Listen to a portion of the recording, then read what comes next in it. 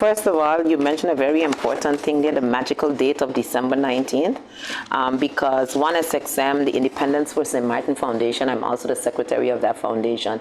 All organizations that I've been a part of, and SMECO, different groups that I've worked with over the years, and other organizations on this island, a number of us have always been asking for an official legal state apology from the Dutch state, because it's one of the many steps in the process towards full emancipation, right? And we're talking about political independence being the final stage. But as part of the conversation of reparatory justice in the Caribbean, we know that the formal apology is the first step. Actually, even prior to that, we've been asking for the Dutch state to recognize slavery as a crime against humanity. To this date, the Netherlands has not done that, even though it is recognized internationally as a crime against humanity. So it's not that we're against an apology.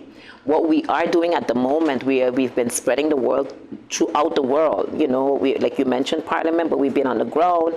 We've been in the different media spaces. We've sent our letter to the UN, to CARICOM, etc. And basically what we're saying, we're asking our elected officials, which are our Council of Ministers and our parliamentarians, not to accept this half-hearted apology that is coming with this magical date of December 19th to the people on behalf of the people of St. Martin. What the Netherlands does with the Netherlands, it's really not our business. We don't care either way.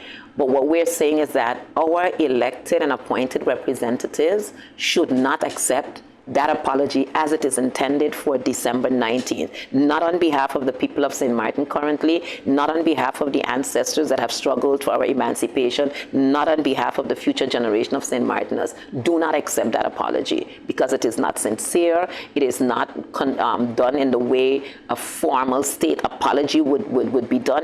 We don't know what the contents are, but we do know it comes with condition. The mere fact that you can say we're not going to be discussing reparations tells us that you've already set the condition. So we're saying the magical date that nobody so far that we have spoken to on island seem to agree with the 19th. Even the representatives are like, we don't know where this date came from. So are you going to accept that apology on behalf of the people of St. Martin? And what we're asking them is to reject it.